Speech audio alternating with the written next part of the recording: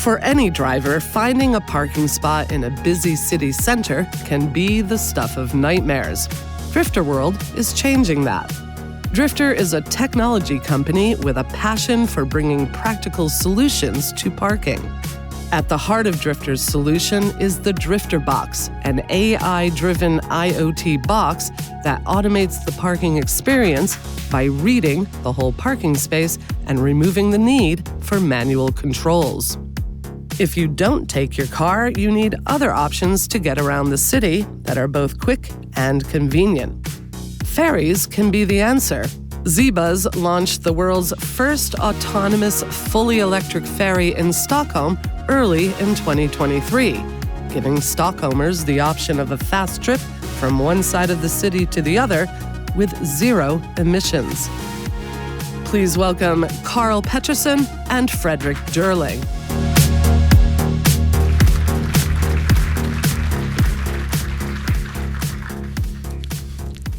Hello.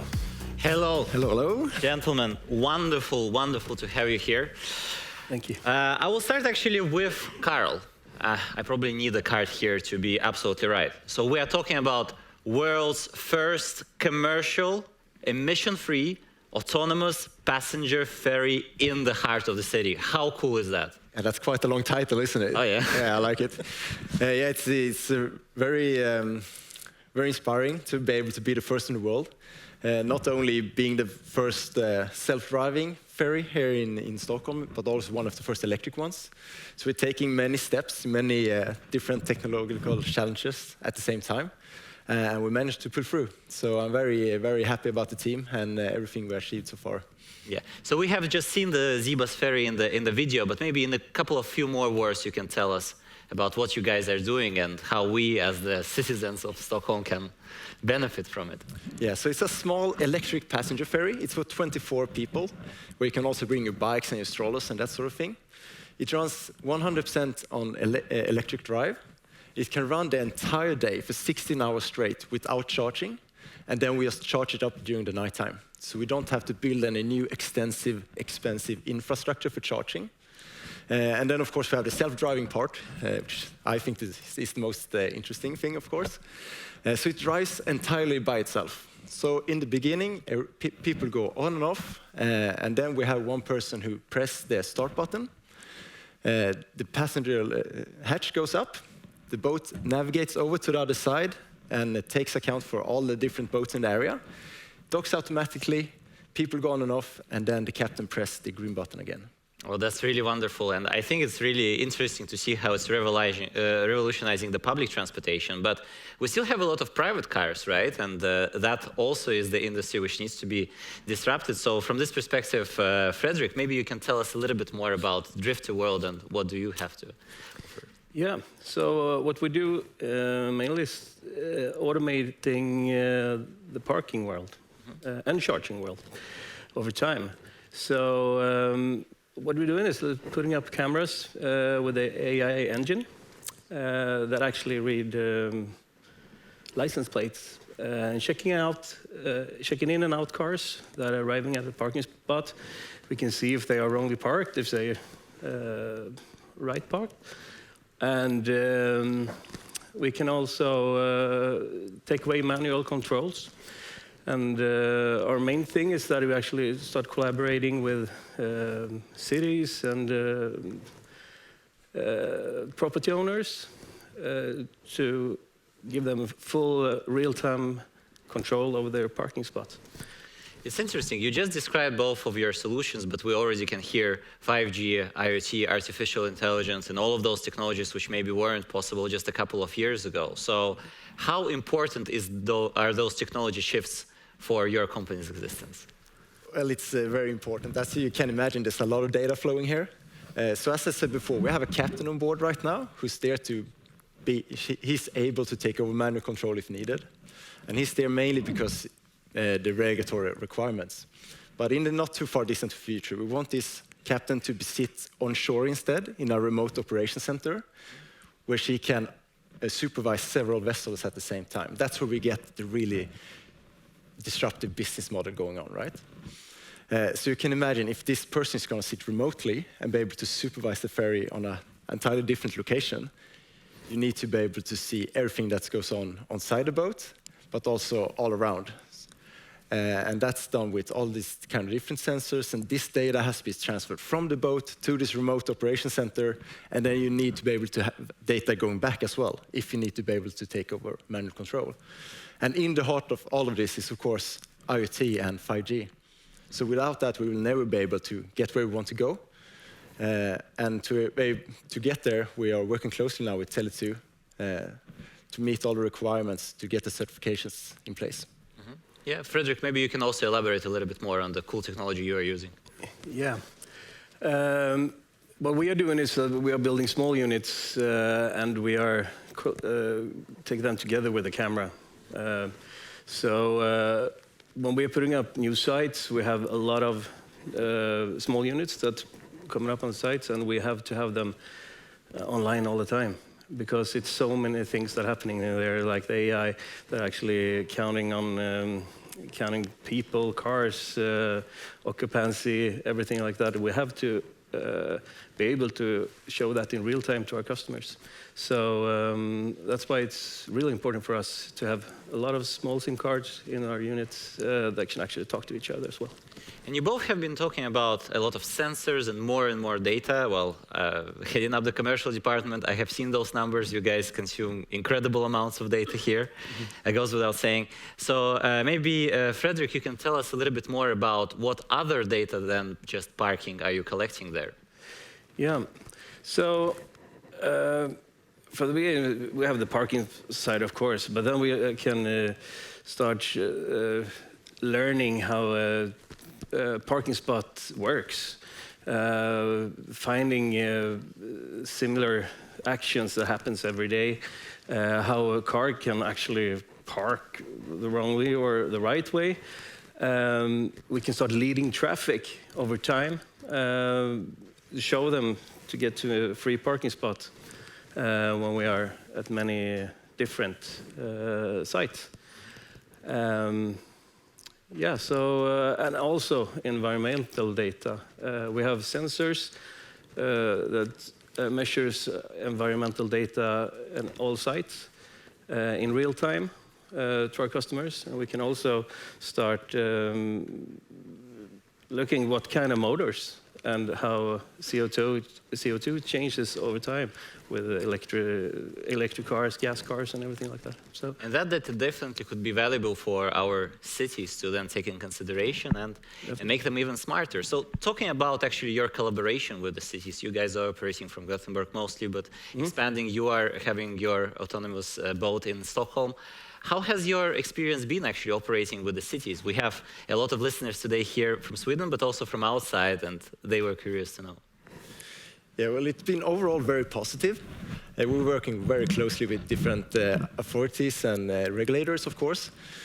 But I think the most important thing when working with regulators is that you put up a good process where you can discuss the way forward, that we just don't come and propose, this is what we want to do, this is what we're going to do. This is where we want to go, how can we get it together to get this communication going? And we found a good process of doing that. We created a research project, so we went together with the Research Institute RISE, and then we invited all the stakeholders, all the major stakeholders in Stockholm to join us. So everyone get a budget, we get a fixed schedule, we meet regularly, where we can discuss the progress we had for the past couple of weeks, what we plan to do, and the struggles that we have. And then together we can find a way forward. So now we found this good way forward where we stepwise introduce autonomy. So it's not unmanned from beginning, but we just take us there stepwise in a safe and robust manner that we all can stand behind. Okay. And Fredrik, what is your experience working with public domain? We talked a little bit about silos and everything like that before today. And our main difficulty is that we are given a product that actually covers a lot of different spaces in the city. If you talk about the smaller cities, it's much easier because everyone is in the same house. But if you're talking about the big cities, it's like they're sitting at different places. They don't even know each other. So that can be a kind of a challenge. So what we're doing right now is that we mainly focus on just the parking companies in the city and stuff like that, so we can start collaboration there. There is an interesting holy trinity, right? There is like citizens of the city, then there is the public domain, the municipalities, and then there are companies who need to make sure that their data is interoperable. So how do you feel this is important for the further development of the smart cities, and what can the rest of the world learn from Sweden here? Do you want to take it, Fredrik? No. You go. What we can learn from Sweden? I think you're touching on the topic there that we have these silos, right? So right now, we gather a lot of data on our ferry, and you also gather data that might be useful to us or to others, but it's difficult to find a place where you can share this data. And as someone said earlier, a common framework. Like, we have to focus on our core business. We gather data because we needed to develop our system. So we're not going to spend too much time creating a system where we can share that data in a safe and easy manner to the public. So if we have that framework where bidders can come and say, we would like this data, and you have this framework where you can actually share that data easily, I think that would open up these smart city solutions in a whole new way. So I hope someone out there is developing this right now. We'll join.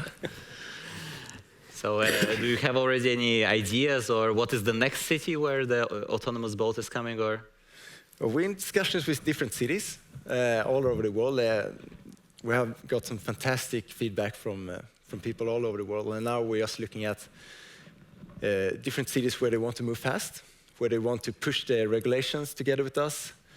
I'm not going to do any name dropping right now, but we're looking all over the world, and there's a lot of attention for us, so that's nice. Oh, that's fantastic. And Fredrik, maybe also a question to you. What are your expansion plans in general?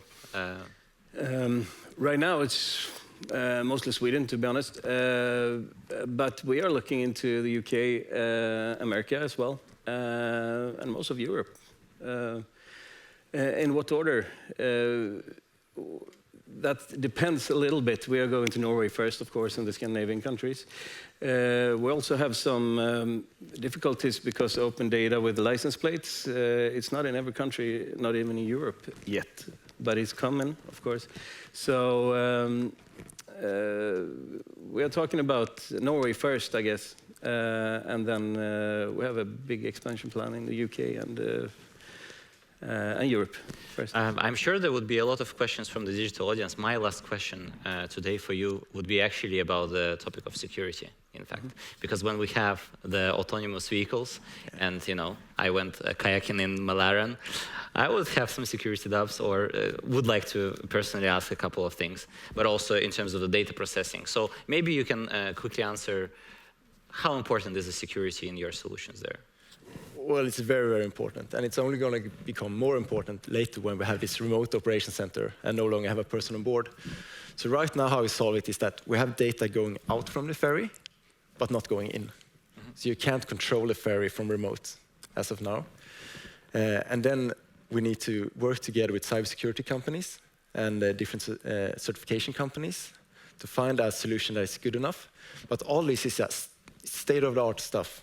There's nothing in the rulebook finished yet, so we have to come up with the solutions together with different authorities, solutions that are safe enough. So we're currently working on it, and so far just limiting no data in, just to make sure. Okay, I can sleep well. And Fredrik? It's really important that everything is safe and the data is stored in the right place, of course. And so far we are doing that in a real good way with VPN tunnels and everything like that. So our main thing is that we're actually storing data in our units. No one can really see it at this point.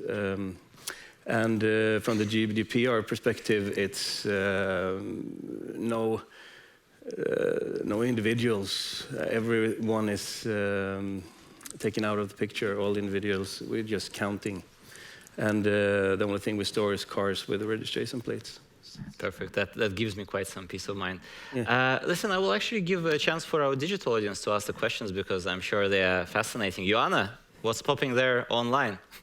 Well, a lot of things is popping online, and thank you very much for those interesting presentations. And I'm really hoping that Drifter World can decide who's the best parker out of me and my boyfriend. But that will the future tell. But Carl, talking about the expansion, we have actually Stefano who asked about the 5G. If the city is not covered with 5G, which they're all not yet, how will this hold up Zeabuz in any way? Could you give us a short answer on that? Yeah, that's when we fall back on our great partnership with Tele2. So hopefully you will expand your 5G network there. Otherwise, that city will actually have to wait. Yeah, so it's that important for us. If there's no 5G, it's not possible for us to go there just yet. Good. Any more questions, Joanna? That's it for now. Thank you so much. Wonderful. Guys, thanks a lot. And I'm sure that our people present here in Stockholm could talk all more about those things in the Innovation Hub after. Thank you very much, gentlemen. Thank you.